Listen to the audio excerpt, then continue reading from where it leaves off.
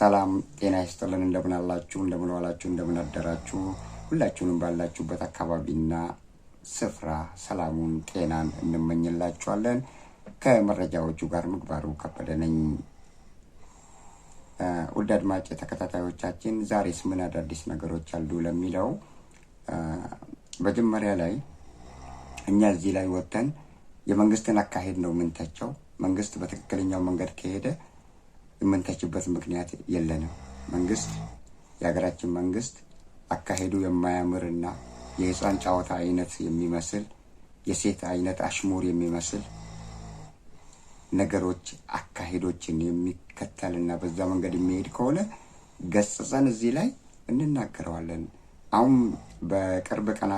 በቅርብ ወራቶች ውስጥ ባሳለፍናቸው ወራቶች ስለ ኢትዮጵያ መጥፎ ነገር ስለ ኢትዮጵያ አገር ሳይሆን ስለ ኢትዮጵያ መንግስት መጥፎ ነገር ተናግረናል።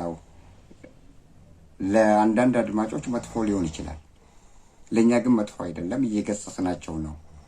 አካሄዳችሁ ልክ አይደለም፣ በእንዲህ አይነት ሁኔታ አይደለም አንድ መንግስት የሌላን አገር መንግስት የሚነቅፈውና የሚናገረው። አግባብ አለው። አንድ ነገር የምትፈልጉ ከሆነ በአግባቡ ሂዱ፣ መንግስታዊ አካሄድን ተከተሉ። በመንግስታዊ አካሄድ ያንን ነገር ማስገኘትም ከፈለጋችሁ ማድረግም የምትፈልጉት ነገር ካለ የዓለም አቀፉ ማህበረሰብ የዓለም አቀፉ ህግ ባወጣው መሰረት ተከተሉና ያንን ሂዱ ነው ያለው። ያንን በምንልበት ጊዜ እኛ ልክ ኢትዮጵያን እንደማንወድና የፈለጉትን ይበሉ የኢትዮጵያ ዜጋ መሆናችንን ሰው ሰጥቶን ሰው ሊነፍገን አይችልም። ስለዚህ ሁላችንም እኩል አንድ ኢትዮጵያ የጋራ ኢትዮጵያ ነው ያለችን። ስለዚህ በዛች በጋራ ኢትዮጵያችን ላይ የኢትዮጵያ ህዝብ በሚጎዳበት ወቅት ላይ የኢትዮጵያ ህዝብ በሚሰቃይበት ወቅት ላይ እኛ ዝም አንልም፣ ያገባናልና። በሌላ በኩል ደግሞ የመንግስት አካሄድ ደግሞ የማያምር ከሆነና መንግስት አካሄዱን የማያሳምርና አካሄዱን ካካሄድ መንግስታዊ ከሆነ አካሄድ አፈንግጦ ሲወጣ ደግሞ ልክ አይደለም የኢትዮጵያ መንግስት እያደረገ ያለው ብለን እንገስጻለን። ያንን ነው የምናደርገው። ያንን በማድረጋችን ኢትዮጵያን ስለጠላን ወይ ደግሞ የኢትዮጵያ መንግስት ስለጠላን ወይ ደግሞ ኢትዮጵያ ሀገራችንን ስለጠላን አይደለም።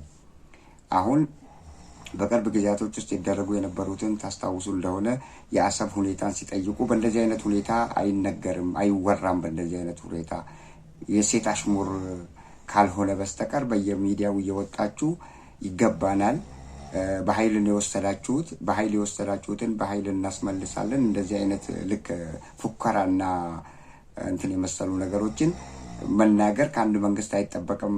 በፎርማል በሆነ መንገድ ጠይቁ የምትፈልጉትን ነገር።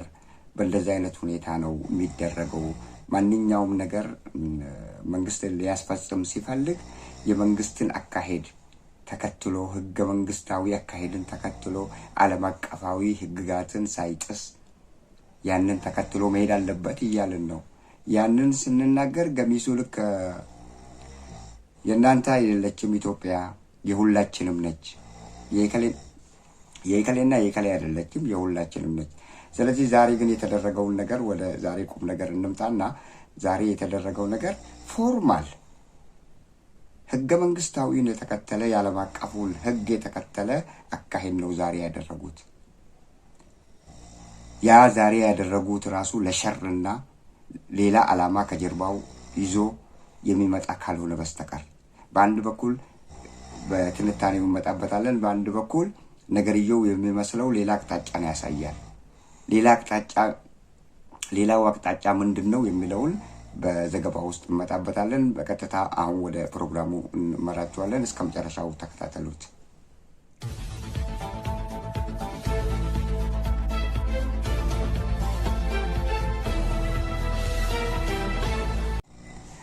በድጋሜ ተመልሰን መጥተናል። ውድ አድማጭ ተከታታዮቻችን ምንድነው ያለው የዚህ የኢትዮጵያ ጉዳይን በምናነሳበት ጊዜ ሁሌ ኢትዮጵያ ያለችበት ሁኔታ ይታወቃል። በዚህ ባለችበት ሁኔታ ላይ የውስጥ ችግሮች እያሉ እነዚህን የውስጥ ችግሮች ኢትዮጵያ መንግስት መፍታት አቅቶት በውስጥ ችግር እየተሰቃየ ባለበት ሁኔታ ነው አሁን ላይ።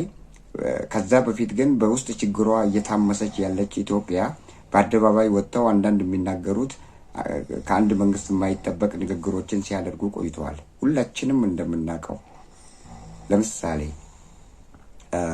ኤርትራ ሉዓላዊነቷን ከተጎናጸፈች ከ1991 በኋላ አሰብን ጠቅልላ ወስዳለች። አሰብ የግዛቴ አካል ነው ብላ ወስዳለች። ዛት ኢስ ኦል። ግዛቴ አካል ነች ብላ በምትወስድበት ወቅት ላይ የሀገሪቱ መሪ ጠቅላይ ሚኒስትር መለስ ዜናዊ ነበሩ እና የግዛትሽ አካል አይደለችም ብለው መሟገት አይችሉም ወይ? በዛ ወቅት ላይ እውነት ግዛታቸው ካልሆነች ማለት ነው። ግዛታቸው ስለሆነች ነው ዝም ያሉት። እና የአዲስ አበባው መንግስትና የኤርትራው መንግስት አሻጥር ሰርተው ነው አሰብን የተቀማ ነው ብለው በተደጋጋሚ የኢትዮጵያ መንግስት አሁን ላይ ያለው የአብይ መንግስት የብልጽግና ካድሬዎች ያወሩታል። በወሬ ደረጃ የሚፈጸም ነገር የለም ነው ያለው። እኛ በወሬ ደረጃ አንድን ነገር በወሬ ደረጃ አትጠይቁ።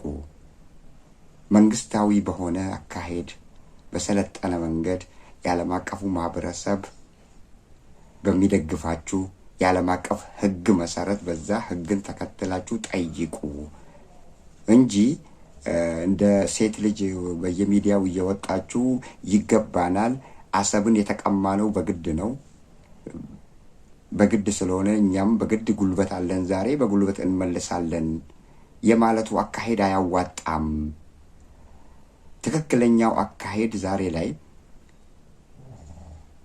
የመንግስትን አካሄድ ከጎረቤት ጋር ያለው ሪሌሽንሺፕ በዓለም አቀፉ ማህበረሰብ በዓለም አቀፉ ህግ መሰረት በዛ መሰረት ቅደም ተከተሉን ተከትላችሁ መጠየቅ ከፈለጋችሁ ዳኙኝ። በአንድ በኩል በአንድ ወቅት ላይ ጠቅላይ ሚኒስትር አብይ አህመድ ዳኙን፣ ይህን ጉዳይ ዳኙን ብዬ ለሩሲያ፣ ለቻይና፣ ለምናምን አገሮችን ቆጠሩና ለነሱ ነገርኳቸው።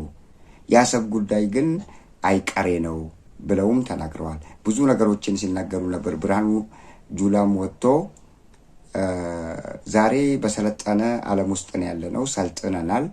የሰለጠነ ዓለም ውስጥ ባለንበት ሁኔታ ላይ የአሰብን ምንድነው አሰብን ስም ጠርተው አልተናገሩም። የአባይን ግድብ ገድበናል፣ አሁን የቀረን አለ። እንግዲህ አስቡ፣ ይህንን የሚናገሩት የወታደሩን የመከላከያ ሰራዊቱን ወታደር ሰብስበው ነው። ለወታደሩ ነው ይህንን ሀሳብ የገለጹላቸው። የመከላከያ ሰራዊቱ ተሰብስቦ ባለበት ላይ ነው መግለጫውን ንግግሩን ያደረጉት።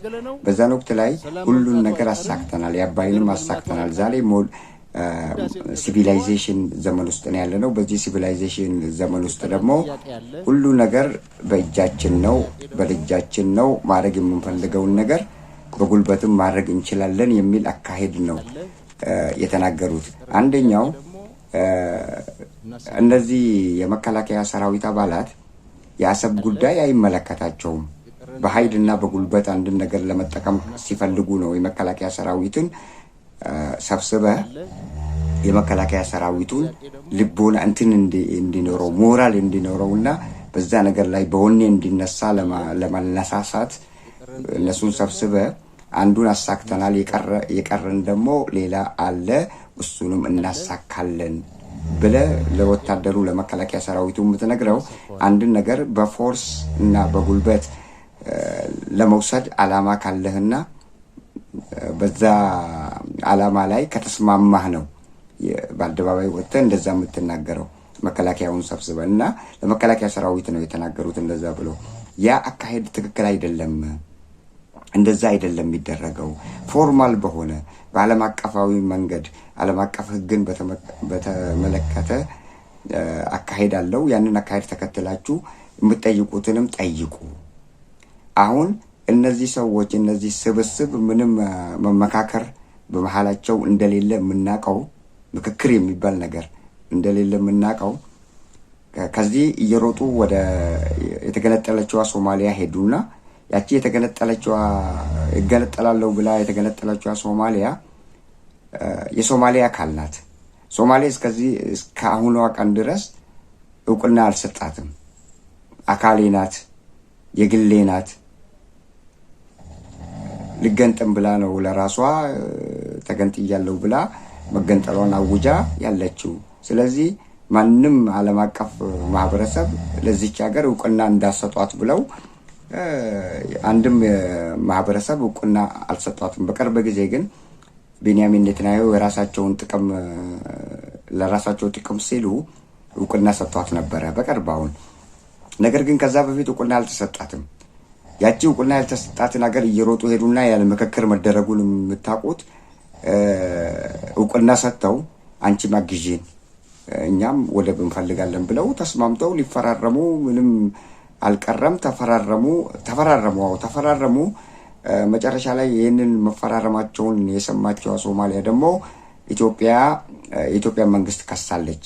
ከዛ ክስ በኋላ የሆነውን እናውቃለን። ስለዚህ እንዲህ አይነት በችኩል ያለ መደማመጥ ያለ ምክክር የሚደረገው ነገር ለኢትዮጵያ መንግስትም አይበጅም፣ ለኢትዮጵያ ህዝብም አይበጅም። መንግስት ይሻራል፣ መንግስት ይለወጣል፣ ይቀየራል። ነገር ግን ህዝብ አይሻርም፣ አይለወጥም። ስለዚህ ለህዝብ ትታችሁት የምትሄዱት መዘዝ መጥፎ ነው። የምትሰሩት ለሀገር ነው፣ የምትሰሩት ለራሳችሁ አይደለም። እናንተ ስታልፉ ሀገር ይኖራል፣ ሰው ይሞታል፣ መንግስትም ይሞታል፣ ይደክማል፣ ይቀየራል በሌላ መንግስት። ስለዚህ ለኢትዮጵያ ህዝብና ለኢትዮጵያ የምትባለው ሀገር የማይሻር ጥቁር ነጥብ አስቀምጣችሁ አትሂዱ ነው እያልን ያለነው። አሁንም የምንላቸው አሁን በሰለጠነ አካሄድ ሂዱ። ስለዚህ ከዛ ወደ ቁም ነገሩ እንግባና ከሶማሊያ መልስ ደግሞ ከሶማሊያ ጋር እንደዛ አይነት ሁኔታዎች ሲፈጠሩ ድንጋጤ ውስጥ ገቡ። ድንጋጤ ውስጥ ከገቡ በኋላ ከሶማሊያ ጋር ሻከረ። ምንድን ነው ግንኙነታቸው? ዲፕሎማሲ ግንኙነታቸው ሻከረ በግድ። ከዛ በአንካራ ላይ ራጂብ ታይብ ኤርዶጋን የቱርኩ አስታረቋቸው። ቢያስታርቋቸውም ያቺን ቂም ግን ሶማሊያ እስካሁን ድረስ አልረሳችም። በእንደዚህ አይነት ሁኔታ በችኩል የሚደረገውን ነገር ይቅርባችሁ። በችኩል አታርጉ፣ አንድን ነገር ያለ ምክክር አታርጉ፣ አትፈጽሙ እያልናቸው ነው። አሁን ከሶማሊያ መልስ ደግሞ ወደ ኤርትራ መጡ። ማለት በዛን ወቅት ላይ የግድቡ እየተገደበ ነበረና ግድቡንም እያስገደብን ግድቡን ልክ እንደጨረስን ወደ ወደቡ እንሄዳለን ብለው መፈኮር ጀመሩ። ልክ እንደ ሴት ልጅ ብርሃኑ ጁላ ይወጣና ሌላ ነገር ይናገራል፣ አብይ ይወጣና ሌላ ነገር ይናገራል። ባለስልጣናቶቹ በየፈርጃቸው መጥተው የፈለጉትን ነገር ይናገራሉ። ነገሩ ግን ተጽፎ የተሰጣቸው ነው የሚመስለው፣ ወይ ደግሞ እንዲበል ተብሎ የተሰጣቸው ይመስላል። በዛ ጉራና ሽለላና እንትን ማረግ ጀመሩ። አሁን ላይ ታዲያ ምን ነው የመጣባቸው?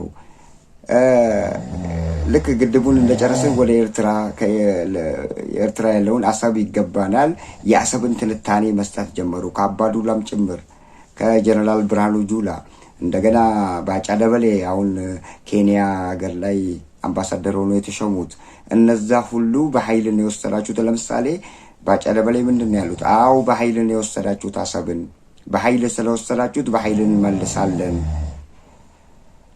ታዲያ በኃይል የምትመልሱ ከሆነ እንደ ሴት ልጅ ወጣችሁ መለፍለፉ ለምን አስፈለገ? ለህዝብ እኮ ሳይነገር ነው። ኃይልና ጉልበቱ ካላችሁና በራሳችሁ የምትተማመኑ ከሆነ ጉዳዩን አስፈጽማችሁ ይኸው አስፈጽመናል፣ እንዲህ ብለን አቅደን ነበር፣ በእቅዳችን መሰረት ተሳክቶልናል፣ ያው አሳካ ነው ማለት ብቻ ነው የሚፈለገው። ግን ወጥቶ ከመንግስት የማይጠበቅ ነገር ነው። በአደባባይ አንድ መንግስት በአደባባይ ወጥቶ መለፍለፍ እና በአደባባይ ወጥቶ እንዳውም እየተናቁ ነው የሚሄዱት። የዓለም አቀፉ ማህበረሰብም ትኩረቱን እናንተ ላይ ያደርጋል። ምን አይነት መንግስት ነው? መናበብ የሌለው መዋቅር የሌለው መረዳዳት የሌለው ነው የሚላችሁ። ስለዚህ ዛሬ እንዲህ አይነት ነገር አያዋጣችሁም። በትክክለኛ መንገድ ኑ። መንግስትን በሚመስል መንግስታዊ አካሄድን ተከትላችሁ ኑና የምትጠይቁትን ነገር ጠይቁ ነው ያላቸው። አሁን ዛሬ ለሰሩት ስራ ነው ያንን ነገር ያነሳ ነው እንጂ ያንን ነገር ለማውራት ፈልገንም አይደለም። ዛሬ የተሰራው ነገር ምንድን ነው? ሰንዴይ 7 ፌብሩዋሪ 2028 የኢትዮጵያው የውጭ ጉዳይ ሚኒስቴር ጌዲዮን ጢሞቴዎስ ደብዳቤ ጽፈዋል። ግልጽ ደብዳቤ፣ ፍርማው ያረፈበት፣ ቻባ የኢትዮጵያ ማህተም የተመታበት። ምንድን ነው የሚለው?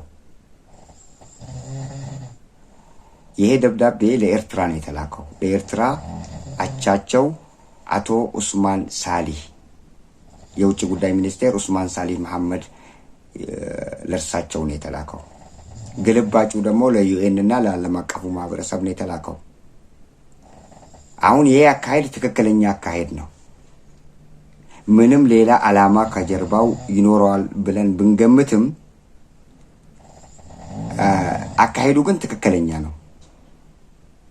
ከአንድ መንግስት ጋር ከአንድ አገር ሉዓላዊ አገር ጋር ካለም መጀመሪያ በደብዳቤ መልክ ጽፋችሁ መንግስታችሁ በኢትዮጵያ መንግስት ላይ እያደረገ ያለው ነገር ትክክል አይደለም፣ ከሰሞኑ የምናያቸው ነገሮች አላማሩንም፣ እንዲህ ይመስሉናል።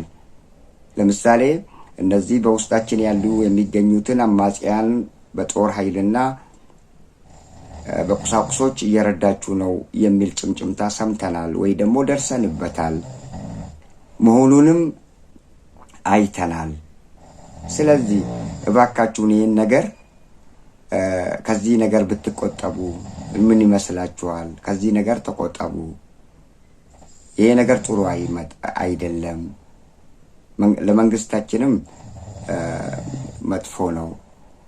ስለዚህ ከእንደዚህ አይነት እኩይ ተግባሮች ተቆጠቡና ብለህ አስተባብለህ ትጠይቃለህ። ይሄ ትክክለኛ መንገድ ነው። በዚህ አሁን ያኔስ አሰብን ሲፈልጉ አሁን ከጀርባው ሸር አለ ወይ ደግሞ መጥፎ ነገር አለ ብለን የምንለው ምክንያት ስላለን ነው። ያኔ ግን የውስጥ ጉዳይ ችግሩ እያለ ከኦሮሞ ነጻነት ሰራዊት ጋር ትግል ውስጥ እያሉ ከአማራው ጋር እያሉ እንደ ቀላል ነገር ወስዷቸው እነዚህን አማጽያን እናሸንፋቸዋለን፣ ምንም አያመጡም፣ በሳምንት እንጨርሰዋለን እያሉ እየፈከሩ ነበር። ጎን ለጎን ደግሞ ተመልሰው አንዲት ሉዓላዊት አገር ውስጥ ያለችዋን አሰብን ለማግኘት ወይ ደግሞ ምኞታቸውን ለመግለጽ በየሚዲያው እየወጡ ፉከራ፣ ዛቻ የመሰለ ጥቃቶችን ሲዘነዝሩ፣ የማይገቡ ነገሮችን ሲዘነዝሩ ተገንዝበናቸዋል። በዛን ወቅት ላይ የውስጥ ችግራቸውን በጉልበት ወይ ደግሞ በሚችሉት አቅማቸው እንዳይሆን ለማድረግ እንደሚችሉ 100% ሹር ነበሩና ነው፣ እርግጠኛ ስለሆኑ ነው። እነዚህ ምንም አያመጡም ብለው ብለው ማለት ንቀዋቸው ነበረ። ከኤርትራ ጋር ሌላ ግብ ፈጥረው አሰብን ለመውሰድ የፈለጉት። ለዛ ነው ቡራ ከረዩ ሲሉ የነበሩት። አሁን ግን እነዛ ቡራ ከረዩ ሲሉ የነበሩት ሰዎች መለመን ጀመሩ። አሁን ምንም ፎርማል ቢሆንም አካሄዳቸው መለመን ጀመሩ። እባካችሁን ይህን ነገር አቁሙልን። ያኔ ግን እኮ ስለ አሰብ ሲወራ በጉልበት እንወስዳለን እያሉ ነው። በጉልበት ነው የተወሰደብን፣ በጉልበት እንወስዳለን እኮ እያሉ ነበር አይደል እንዴ?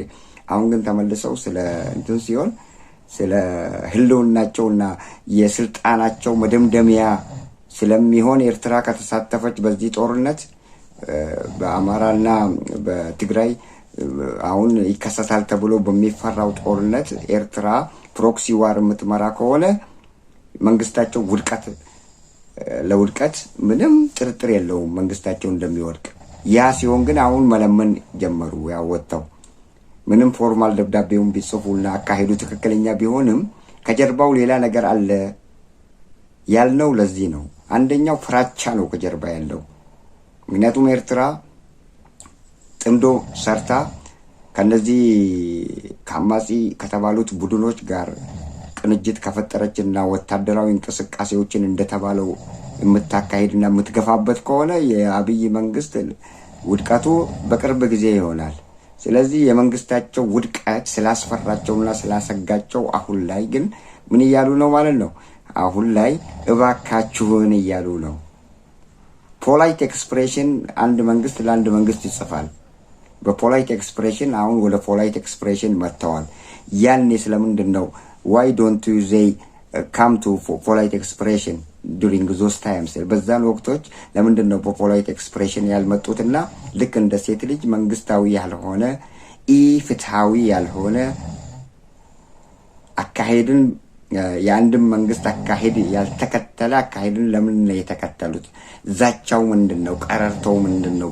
በዛን ወቅት ላይ ያስብላል። ስለዚህ there is something behind it ያልነው ለዚህ ነው። የሆነ ነገር ከጀርባው አለ እንጂ ዛሬ ላይ መጥተው በፎርማል አካሄድ አይሄዱም ነበር። አሁን ግን የስልጣናቸው መደምደሚያ ስለሚሆን ኤርትራ የምትሳተፍ ከሆነና በዚህ ጦርነት ከነሱ ጋር አጋርነትን የምትፈጥር ከሆነ የአብይ አህመድ የመጨረሻው የስልጣን መባቻው ጊዜ ይቃረባል። ለዚህ አሁን በፎርማል መንገድ መጡ ማለት ነው። አሰብን ሲፈልጉ ግን በዛቻ በፉከራ በጉራ የውስጥ ችግርን በአንድ ጊዜ እንጨርሰዋለን ብለው ተማምነው ነበርና ያም የውስጥ ችግርም እየተባባሰበት ሄደና ታዲያ እየፈከሩበት የነበረ መንግስት አሁን መጥተው በፎርማል ደብዳቤ ሲጠይቁ አካሄዱን ይዩልኝ። አሁን ትላንት ስትፎክርበት የነበረ መንግስት በጉልበት ነው ይሄን ነገር የወሰድከው እያልክ ዛቻ ስታቀርብለት የነበረ መንግስት እየፎከርክበት እያፌስክበት የነበረ መንግስት ዛሬ ግን መጥተህ በፖላይት ኤክስፕሬሽን የምትጠይቀው ነገር ይሳካል ወይ? አሁን is it really successful? ይሳካል ወይ? በምን አይነት ሁኔታ ነው የሚሳካው? ትላንት እኮ እየዛትክበት ነበር። ትላንት እኮ የሱን በአገሩ ውስጥ ያለውን ቦታ አሰብ የተባለውን የቀይ ባህር መዳረሻ አካባቢ የሚገኘውን ፖርት የኛ ነው ይገባናል ብለህ እኮ እየፈከርክበት ነበር። አላንተ ምንም አይገባህም፣ የኛ አካል ነበረ፣ በጉልበት ነው የወሰድከው። አንተና በወቅቱ የነበሩት የወያኔ ባለስልጣናት በሰራችሁት አሻጥር ነው የወሰዳችሁት የነጠቃችሁት። ስለዚህ በዛ አሻጥር ስለወሰዳችሁት ዛሬ እኛ ደግሞ መተን በጉልበት እንነጥቃችኋለን፣ እናንተም በጉልበት ነው የወሰዳችሁት ነው ያለው ጀነራሉ አሁን ኬንያ ያለው አምባሳደር የሆነው ባጫ ደበሌ። አብይ አህመድ የማይቀር ነው ብሎ ነው የተናገረው። በሌላ ወቅት ላይ ደግሞ አብይ አህመድ ምንድን ነው ያለው? ጦርነቱ ብነሳ የፓርላማ አባላቱን እኮ ነው የሚለው። ጦርነቱ ብነሳ ፓርላማው ምን እንደሚሆን ጥርጥር የለውም። ምን እንደሚሆን እናውቃለን። ምንድነው we have a great power ማለት ነው። እኛ ትልቅ ፓወር ነው ያለን። አንድ ጦርነት ብነሳ ከጎረቤት ሀገር ጋር አሸናፊ የምንሆነው እኛ ነን ብለህ ስትፎክርበት የነበረው መንግስት ዛሬ ግን በፖላይት ኤክስፕሬሽን እባክህን በሚለው ፕሊዝ በእንደዚህ አይነት ሁኔታ ስትለምነው ዛሬስ ያ አቅሙ የት ነው ያለው? ያ የተመካህበት አቅም፣ ያ የተመካህበት ጉልበት where is it? ወዴት ነው ሄደው?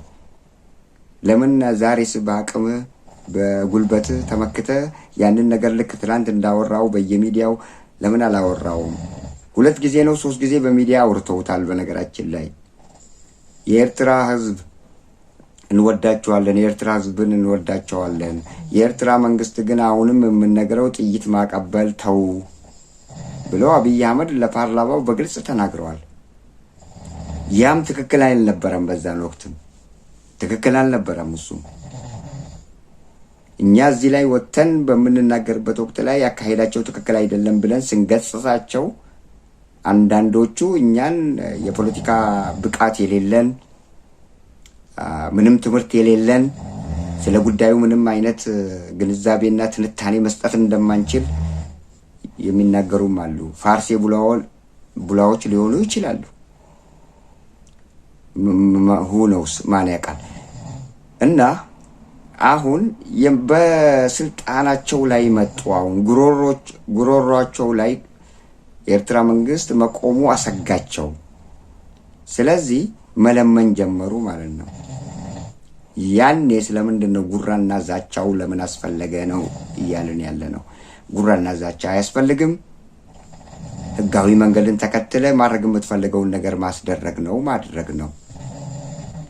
እየሰራችሁትን ያለውን አሻጥር ግን ብተው አሁንም የተሻላችሁ ነው። አሁንም ሌላ ምክር የምንሰጣችሁ ኢትዮጵያ ብልጽግናዎች እየሰራችሁት ያለውን አሻጥር ብተው የተሻለ ነው። ኢትስ ቤተር። አሻጥር ሀገርን አያስተዳድርም። አሻጥር ልክ አሁን እንዳርበደበዳችሁ ያርበደብዳችኋል ነገም። አሻጥር መስራትን ተው። ፋኖን የሚመስል ታጣቂዎችን አሰልጥናችሁ በየመንደሩ እየላካችሁ ፋኖ እኛ ፋኖን አንድ ቡድን ጥቃት ሲያደርስ እኔ ከሌ ነኝ ራሱን እያለ ነው እንደ ጥቃት የሚያደርሰው። የውሸት መሆኑን የምናውቀው በዛ ነው። እኛ ሸኔ ነን። ጸጉር አርቲፊሻል ጸጉር አድርገው ልክ ጫካ ውስጥ ብዙ አመት የቆየ ሰው ለማስመሰል የኦሮሞ ነጻነት ሰራዊት በአብዛኛው ጸጉራቸው ሹሩባ ነው። እንደዚህ አይነት ጸጉሮችን እያደረጉ እኛ የኦሮሞ ነጻነት ሰራዊት ነን እንኳን ቢሉ የተሻለ እኮ ነው። ሸኔ ነን ይላሉ። የኦሮሞ ነጻነት ሰራዊት ደግሞ አንድም ጊዜ ራሱን ሸኔ ብሎ ጠርቶም አያውቅም። ለወደፊቱም አይጠራም። ሸኔ እንዴት ሸኔ እንደተባለ ሸነንጉሚ ተብሎ እዚህ አሜሪካ ላይ በተቀመጡት የኦነግን እንትን ምስረታ ለመቀየር ሐሳብ የነበራቸው ሸነንጉሚ ብለው የመሰረቱት አንድ ድርጅት ነበረ። ለዛ ነው ሸኔ የተባለውና በኦሮሞዎች ዘንድ ያ ሸኔ በዛን ወቅት ላይ ለመቋቋም የታሰበው በኦሮሞዎች ዘንድ የተጣላና የማይፈለግ ነበረ። ያንን ስም ነው አሁን የኦሮሞ ይሄ አሁን ሸኔ እያላችሁ የምትጠሩት የኦሮሞ ነጻነት ሰራዊት በኦሮሞ ዘንድ ከትንሹ እስከ ትልቁ በጣም የሚወደድና በጣም የሚወዱት አለን የሚሉትና የሚተማመኑበት ኃይል ነው። ይህንን ኃይል ነው እነሱ ሸኔ ብለው ጠርተው እና ለማንኛውም ወደ ሌላ አርስት ገባንና ሸኔ ነን ብለው ገብተው ገለው ይሄዳሉ። ገለው የጭካኔ ድርጊቶችን አድርገው እነሱ አላማቸው ምንድነው? መለስ ዜናዊ በአንድ ወቅት ላይ እንቁፍቱ ተብሎ ጋራ ሙለታ በደኖ ላይ የሆነ እንትን ፌክ ሰርቶ ነበረ። ያ ፌክ ምንድነው? የኦሮሞ ነጻነት ሰራዊትን ህዝቡ እንዲጠላው፣ በዛን ወቅት ላይ የኦሮሞ ነጻነት ግንባር ነበር፣ ህዝብ እንዲጠላው፣ በህዝብ ዘንድ ተወዳጅነት እንዳይኖረው። አሁን ያንን ፊልም ዶክመንተሪውን ከሰሩ በኋላ አዲስ አበባ ኦነግ የሚባል ነገር ማየትና መስማት አይፈልጉም። በጣም ይፈሩ ነበረ። ኦነግ ነው የሰራው ተብሎ በጣም እንቁፍቱ የተባለ በጣም ስንት ኪሎ ሜትር ርቀት ያለው ጉድጓድ ነበረ። በተፈጥሮ ያለ ጉድጓድ ነው መሰለኛ ጉድጓድ። እዛ ጉድጓድ ውስጥ ሰውን ገለው አማራ የተባሉ እነዚህ ምናምን ተብሎ በዛን ጊዜ ኢህአዴጎች የሰሩት በመለስ ዜናዊ ጭንቅላት የተሰራው እሱ ነው። በዛን ወቅት ላይ የእሱ ጭንቅላት ነው ያንን የሚፈጽመው እና በሱ ጭንቅላት የተሰራና በድኖት የተፈጸመ ኦሮሞ ነጻነት ግንባር ነው የሰራው ተብሎ ያንን ፌክ ፊልም ሰርተው በዛ የኦሮሞ ነጻነት ግንባር እንድጠላ አስደርገዋል። በአንድ በኩል ግን ከኦሮሞዎች ጭንቅላትና ከኦሮሞዎች ልብ ሊወጣም አይችልም። እንደማይሰራም የኦሮሞ ነጻነት ግንባር እንደማይሰራም ያውቁታል እሱን እና እንደዛ አይነት ፊልሞችን ለመስራት አብይም በዚች በጨቅላ ጭንቅላቱ በዚች ደካማ በሆነች ጭንቅላቱ ዛሬ መጥቶ ያንን እንደዛ አይነት ድራማዎችን አሁን ለሱ የቀረው መቅረጽና ድርጊቱን መቅረጽና በአንድ ወቅት ላይ አድርጎታል። በትግራይ በሆነ ከተማ ማለች ያቺ ከተማ ላይ አሁን አላስታውሳትም። በዛች ከተማ ላይ የራሱ የመንግስት ሰራዊት ገብቶ ጨፍጭፎ ህዝብን ማይካድራ፣ በጣም ጥሩ ማይካድራ ላይ ጨፍጭፎ ቪዲዮ ሁሉ ቀርጾ ለዶኩመንተሪ ነበር ያዘጋጁት። ግን ተነቃባቸውና ወዲያውኑ የመንግስት ወታደር እንደሆነ፣ ምክንያቱም ዘመኑ በመለስ ዘመን የነበረና አሁን ያለው ዘመን ለየቅል ነው፣ አንድ አይደለም። ይሄ ሲቪላይዝድ ነው፣ ኤአይ ያለበት አርቲፊሻል ኢንቴሊጀንስ ያለበት ዘመን ነው ይሄ። እና በካርታ እዚህ ቁጭ ብለህ ያ ቦታ ትክክለኛ ቦታ ነው ብለህ ቼክ ማድረግ የምትችልበት ዘመን ላይ ነው ያለ ነው። እንደዛ በትግራይ የተገደሉ ሰዎች ቦታውና እንትኑን ሲኤንኤን ራሱ ሲያመጣው አይተናል። በዚህ ዘመን ላይ እሱ ያልገባው ነገር ምንድን ነው? ቴክኖሎጂው ጫፍ መድረሱን ስላልገባው ማይካድራ ላይ ያቺን ፊልም ሰርቶ ወዲያውኑ ተነቃበት። ሌሎችንም እንደዛ ቀርጾ በዶኩመንተሪ መልክ እነዚህን የኦሮሞ ነጻነት ሰራዊት የተባሉትንና እነሱ ሸኔ የሚሉትን እንዲሁም የአማራ ፋኖ የተባለውን በህዝብ ዘንድ እንዲጠሉና ህዝብ እንዲሸሻቸው፣ በህዝብ ዘንድ ተቀባይነት እንዳይኖራቸው፣ ተቀባይነት ያለው መንግስት ብቻ እንደሆነ፣ ተአማኒነት ያለው መንግስት ብቻ እንደሆነ ለማስደረግ ነበር አላማው። አልተሳካላቸውም። ስላልተሳካላቸው ተመልሰው ዛሬ ደግሞ ምንድን ነው ያደረጉት? ዛሬ የሰሩትን ነገር ይውልኝ። ዛሬ የሰሩት ነገር ምንድን ነው? በኤርትራ ጎረቤታችን ሀገር ላይ ዛቻ የሆነ እንትን የሚመስል ነገር እየተናገሩ መጡና አሁን በስልጣናቸው ሲመጡ እባካችሁን ማለት ጀመሩ። እባካችሁን ያኔም አሁን ያደረጋችሁትን አካሄድ ያኔም ማድረግ ነበረባችሁ። ያኔም መደረግ የነበረበት እንደዛ አይነት አካሄድ ነበር። በእንደዚህ አይነት አካሄድ ካልሆነ በስተቀር እዚህ ጋር መጥተህ እኛ እንዲህ ነን የተወሰደብን ዛቻ ፉከራ አያዋጣም። ዛቻና ፉከራ የትም አያደርስም። ስለዚህ መንግስታዊ የሆነ አካሄድን ተከተል እና አሁን ልመክራቸው በስተመጨረሻ ላይ የተናገርኩትና ልመክራቸው የምንፈልገው ነገር ምንድን ነው? እነዚህ ፌክ የሆኑ ነገሮችን ሰርታችሁ ኢከሌ እንዲጠላ እናረጋለን፣ ኢከሌ እንዲሆን እናረጋለን የምትሉትን የአሻጥር አካሄድን ብተው የተሻላችሁ ነው። ህዝብ እንዲወዳችሁ ከፈለጋችሁ አሻጥሩን ተውት። አሻጥሩን ህዝብ ወዲያውኑ ያቀባችኋል። ምክንያቱም የጨቅላ ጭንቅላታችሁ ለእንደዛ አይነት አሻጥር አይመጥንም። የለውም ምንድነው ካፓሲቲ የለውም። ካፓሲቲያችሁ ሎው ነው። ቢሎው 50 ከ50 በታች የሆነ ነው ካፓሲቲያችሁ።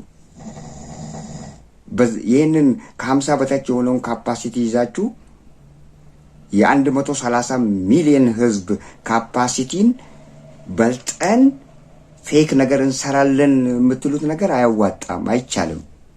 130 ሚሊዮን ካፓሲቲው እናንተ ከ50 በታች ያላችሁ ካፓሲቲ የ130 ሚሊዮን ህዝብን ካፓሲቲ አይበልጥም።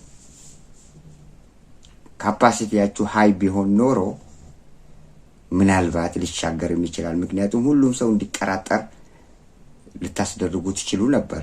ግን ካፓሲቲያችሁ ሎው ነው። በዚህ ሎው ካፓሲቲ፣ በዚህ በወረደ ካፓሲቲያችሁ ጭንቅላታችሁ እንደዛ አይነት ነገሮችን ፌክ እየሰራን የመንግስት እድሜን እናራዝማለን ብላችሁ ፈጽሞ ባታስቡ የተሻላችሁ ነው። የተሻላችሁ ይመስለኛል። በኢህአዴግ ወቅት ላይ መለስ ዜናዊ በነበሩበት ከመለስ ዜናዊ ድህረ መለስ ዜናዊም ቢሆን የተወሰነ ጊዜያቶችን ያስቀመጡት የወደፊት እቅድና የተወሰነ ጊዜ ተጠቅመውበት ሰርተውታል። እነዚያ እቅዶች ምርጫ እንኳን ሲያጭበረብሩ አላያችሁም? በኢህአዴግ ወቅት ላይ ምርጫው ሲጭበረበር ራሱ ህዝብ ራሱን እንዲጠራጠር ያስደርጋል እንጂ ሙሉ በሙሉ ኢከሌ ያሸነፈ ተብሎ ሙሉ በሙሉ ድምዳሜ ላይ አይደረስም። ምክንያቱም ካፓሲቲያቸው ሀይ ነበር። የመለስ ዜናዊ ጭንቅላት ነበርና መለስ ዜናዊ ብቻቸውን ደግሞ አይደሉም፣ ከሌሎች ምሁራኖችም ጋር ይወያያሉ። ባይገርማችሁ ከዩኒቨርሲቲ መምህራን ጋር። ስለዚህ ይሄ ከማንም ጋር መመካከር የማይወድ እነ ጀዋርን ያገለለ እነ እስክንድር ነጋን ያገለለ እነ በተለይ ልደቱ አያሌውን ያገለለ የብልጽግና አዋቂ እውቀቱ ካፓሲቲው ሎው ነው። ባትሪው የሞተ ነው። ይሄ በዚህ በሞተ ካፓሲቲ እና በሞተ ባትሪ የ130 ሚሊዮን ህዝብ ባትሪና ካፓሲቲውን አልፌ አሻጥር ሰራበታለሁ ብለው የሚያስብ ከሆነ አሁንም ሌላ ነገሮችን እየማሰ ይመጣና በሁሉም አቅጣጫ ነገሮች እንዲከቡት ያስደርጋል። መጨረሻ ላይ ለመንግስቱ ውድቀት ነው የሚሆነው እንጂ ምንም የሚያዋጣው ነገር የለም።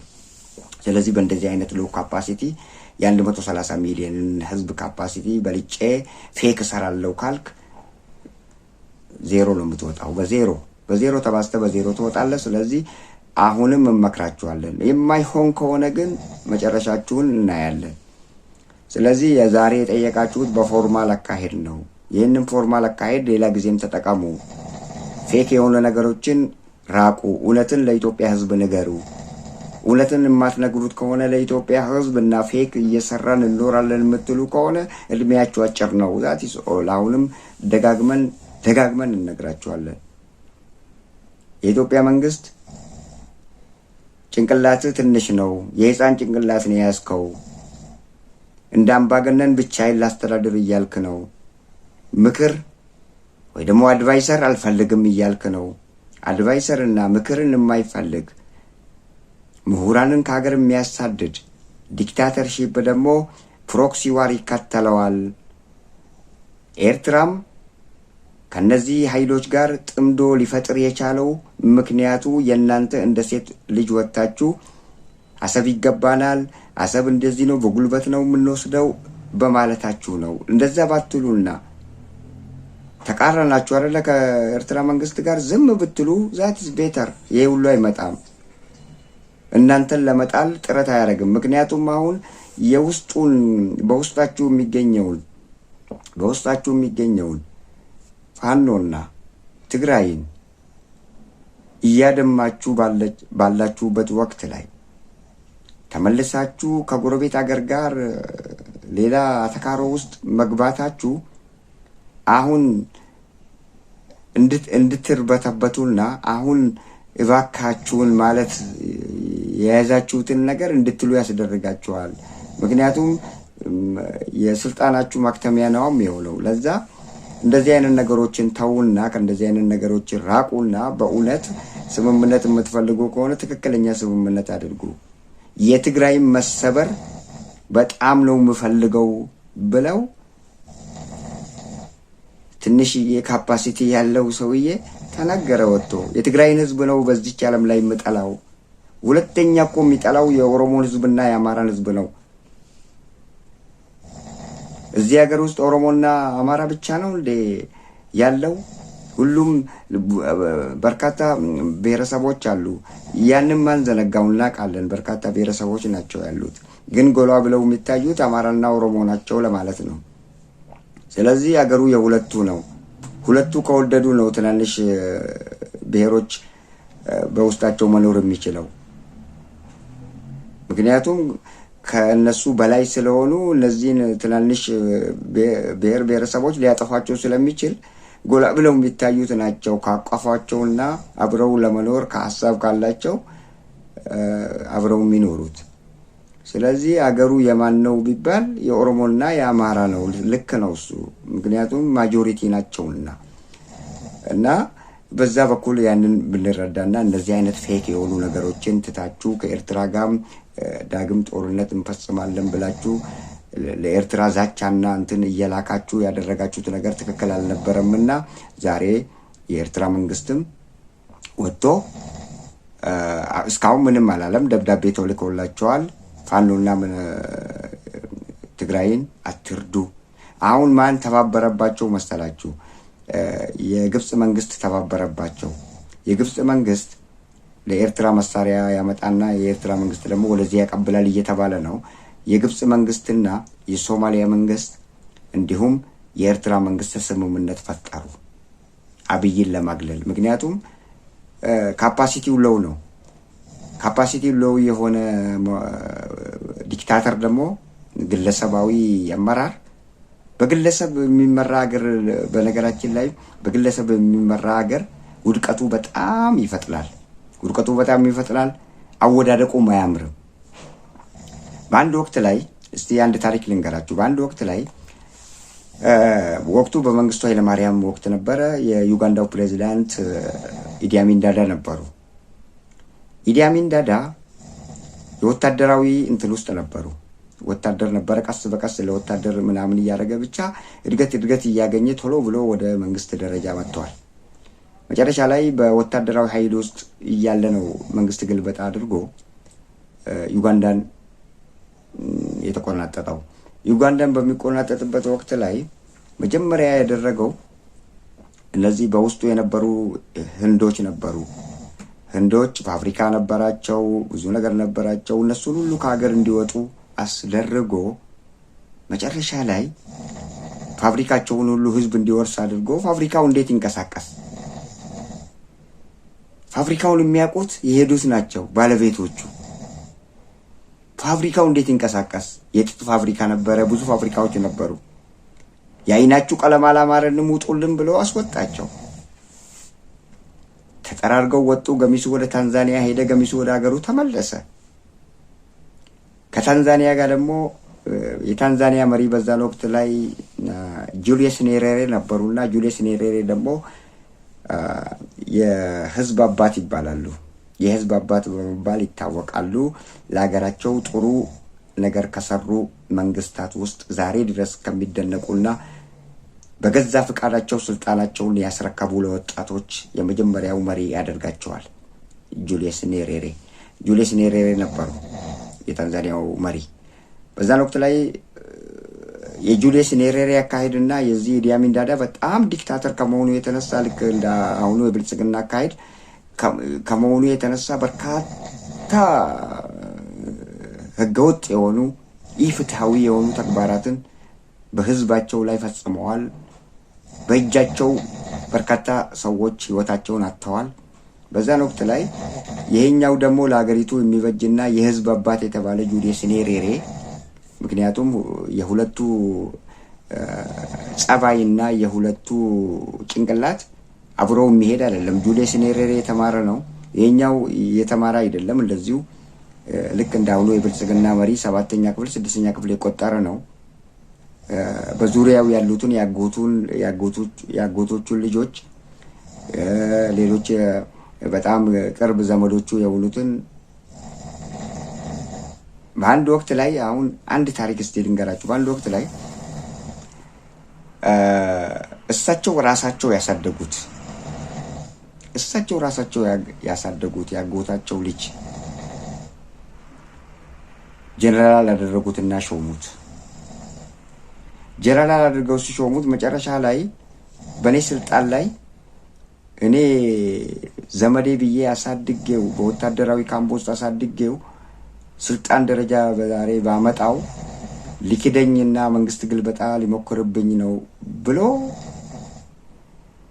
የገዛ ያጎቱ ልጅ አስገደለው። ሲወጣ ተነጋግሮ ቤተ መንግስት ተነጋግሮ ሲወጣ አስገደለው። በሉት ብሎ ያም እንደዛ ሞተ እና በርካታ መጥፎ ነገሮችን ነው የሰራው። ስለዚህ ከታንዛኒያ መንግስት ጋር እንትን የላቸውም። ከታንዛኒያ መንግስት ጋር እንትናቸው አንድ አይደለም፣ አካሄዳቸው እና ጭንቅላታቸውም አንድ ስላልሆነ ይሄ በመሀይማን ጭንቅላት የሚያስብ ነው ያልተማረ፣ በእርምጃ የሚያምን በጉልበት የሚያምን ስለነበረ አይስማሙ ነበር። ታዲያ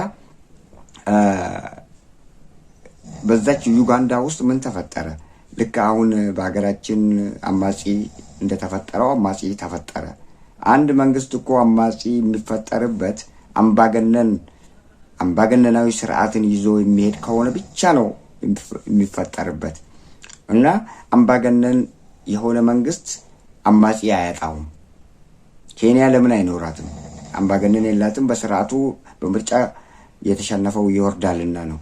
ከዛ ይህንን ታሪክ ሊጨርሰላቸው የዩጋንዳው መጨረሻ ላይ ከጁሊየስ ኔሬሬ ጋር ከታንዛኒያው ፕሬዚዳንት ጋር ስምምነት ስለሌላቸው አካሄዳቸውም አንድ ስላልሆነ የነሱን መሬት ራሱ የነሱን የሆነች ቦታ የራሳችን የዩጋንዳ ክልል ነች ብለው ያደረጉት ነገርም ስላለ ብዙ ነገሮች ብቻ በመሃላቸው ስላለ በዛን ወቅት ላይ አማጺ ተፈጠረ ዩጋንዳ ውስጥ። እነዛ አማጺያን ከዚህ ከአምባገነኑ መሪ ኢዲ አሚን ዳዳ ጋር ጦርነት ውስጥ ገቡ። ጦርነት ውስጥ በሚገቡበት ወቅት ላይ ታንዛኒያ ሀገር ቁጭ ብለው ነው ሲሰለጥኑ የነበሩት። ታንዛኒያ ያሰለጥናቸዋል፣ በመሳሪያም ይረዳቸዋል። ምክንያቱም ያ አምባገነን መሪ ነውና፣ ይሄኛው ደግሞ በጣም ህዝብ የሚወደው ሰው ነበርና በራሱ በገዛ ፍቃዱ ስልጣን የለቀቀ ሰው ነው። ከዛ በኋላ አማጺን እየረዳ መጨረሻ ላይ አማጺዎችንም ወታደሮች የሀገራቸውን ወታደር ጨምረውለት ከዛ በኋላ ፋይናሊ ኢዲ አሚን ዳዳን ከሀገር ለመሰደድ እንዲበቃ አስደረጉትና ኢዲ አሚን ዳዳ ተሰደደ። እነዛ አማጺያን አገሪቷን ተቆጣጠሩ። እንደዛ አገሪቷን ማስተዳደር ጀመሩ። ስለዚህ የአብይ አካሄድም አምባገነናዊ ስርዓቱን እየገፋበት መጣና በኃይልና በጉልበት ሁሉን ነገር አስደርጋለሁ እያለ ፎከረና አሁን ኤርትራን እባካችሁ ማለት ጀመረ። እባካችሁ አያዋጣም። መጀመሪያ እነዚህ ፌክ የሆኑ ነገሮችን በህዝብ ላይ አቁም። ህዝብ ከተቀበለና ህዝብ ከወደደ ነው ሌላው የዓለም አቀፉ ማህበረሰብ የሚወድ ጎረቤት የሚወድ። ጎረቤት ካልወድ ማን ነው ውስጥ ያለውን ችግር መፍታት ጭንቅላት የማይችል ከሆነ ለቀ መሄድ ነው። ለቀ ከመሄድ በፊት ግን ጭንቅላትን አሳምነው እነዚህ ምሁራኖችን አስጠግተ ልክ መለስ ዜናዊ እንደሚያደርጉት በፓርላማ ላይ አሳትፈ ሐሳባቸውን እንዲያፈልቁ አድርገ አንድ ነገር ጣል ታደርግና ሐሳባቸውን እንዲፈልቅ ታደርግና ከነሱ ብዙ ነገር እንደዛ እየተማርክ ማስተዳደር የምትችል ካፓሲቲ የለህም። ልታዳብር ትችላለህ። ማዳበር ከቻልክ ቀጥል። ካልሆነ ግን ፌክ እየሰራው ያለ ጦርነት አገር መምራት አይቻልም። እድሜን ማራዝመው እዚህ ጋር ጦርነት ከፍቼ እዚህ ጋር ምናምን አድርጌ ፕሮክሲ ዋር አይመጣብኝም ብለህ አታስብ። አንተ በፈጠርከው ነው ኤርትራ ዛሬ ከነዚህ ኃይሎች ጋር ጥምዶ ፈጥረው አፈርድሜ ሊያበሉ የተዘጋጁት። አሁን አፈርድሜ ሊያበሉ በተዘጋጁበት ወቅት ላይ የስልጣን ማክተሚያ ደረጃ ላይ ሲደርስ ለስልጣን ስጋት ሲሆን እባካችሁ ማለት መጀመር አያዋጣም። ምንም እንኳን ቢሆን የመንግስታዊ አካሄድን ተከትለሃል። አሁን ግን አሻጥሩ ያለው በኋላ በኤርትራ ላይ ጦርነት ስከፍት ያኔ ማስጠንቀቂያ ደብዳቤ ልኬ ነበር። ለዩኤንም ተጽፎ እንትን ያለው ለዛ ዓላማ ነው። አንዱ ደግሞ ለዛ ዓላማ እስከሆነ አሻጥር ነው ከጀርባ ያለው። በእንደዚህ አይነት አሻጥሮች የዓለም አቀፉ ማህበረሰብም እያታለልኩ ጎረቤትን እያታለልኩ 130 ሚሊዮን ህዝብን እያታለልኩ የዓለም ህዝብ በብዛት ስሌት ዛሬ ምን ብዬ ልንገር? ያንን ሁሉ ህዝብ አታለለው ብላ ደግሞ አትሞክር። በእንደዚህ አይነት ሁኔታ አሁን በቅርብ ቀናት ውስጥ አፈርድሜን ትበላለህ። ምክንያቱም አንተ በምንም የብልጽግና ፓርቲ አመራሮች በምንም አይተናነሱም ከነ ኢዲ አሚን ዳዳ ጋር። አምባገነናዊ መሪ ናቸው።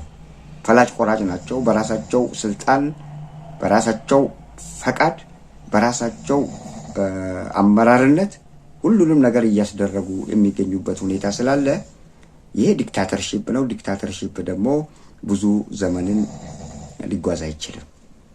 ዲክታተርሺፕነትን ተውና ስልጣንን ለሁሉም ሼር አድርግና ሁሉም ወደ ውጭ የወጡትን ያሳደድካቸውን ምሁራኖችን ወደ አገር መልሳቸውና በውሸት ሳይሆን በእውነት መልሳቸውና የምታረገውን ነገር ለማሻሻል ስልጣኑን የስልጣን ምኞት ካለ ነው ማለት የስልጣን ጥማት ካለ እነዛን አምጣቸውና ልክ መጀመሪያ ላይ የመጀመሪያው በ2018 እኮ ያደረከው ነገር ጥሩ ነበር። ያንን ያ ግን የተሳሳተ መስሎ ነው። አንተ ለፌክ ነው ያን የተጠቀምክበት። የኦሮሞ ነጻነት ሰራዊቱ ምኑንም አምጥተ እነዚህ ከአገር የወጡትን ከኢህአዴግ ጋር ተፋልመው ኢህአዴግን የጣሉትን ኃይሎች ምሁራኖች በኢህአዴግ ወቅት የተባረሩትን አምጥተ አንተ ግን እንትን ልሰራባቸው ነበር፣ ፊልም ልሰራባቸው ነበር። እኛ አላወቅንም። እኛ ባላወቅንበት ሁኔታ ላይ ያደረከው ነገር ግን ልክ ነበር። ከኋላው ግን አሻጥር ነበረውና ልክ አልሆነልህም። በእንደዛ አይነት ሁኔታ ያ ጥሩ ነበር። ያንን ብታረግ ኖሮ የተመረጠም ነው፣ ለወደፊቱም ይጠቅምሃል ብለን እናስባለን። ያንን የማታረግ ከሆነ ኖ ዌይ ዩ አር ፎሊንግ። አሁን አማራን እንዴት እያረክ እንዳለህ ታውቃለህ አይደለም? ኦሮሞን እንዴት እያረክ እንዳለህ ታውቃለህ? ስለዚህ እንደዚህ አይነት ፌክ ነገሮችን እየሰራው ኢትዮጵያን ህዝብ 130 ሚሊዮን እያታለልኩ እንደ ህፃን ልጅ እያታለልኩ የፈለኩትን እየተናገርኩ በአንድ ጭንቅላት ካፓሲቲው ሎው በሆነ ባትሪው ሎው በሆነ እንትን አይቻልም። በለዚህ አይነት ሁኔታ አይቻልም። አገርን ማስተዳደር ብቃታችሁ ዜሮ ነው። ብቃት የለህም።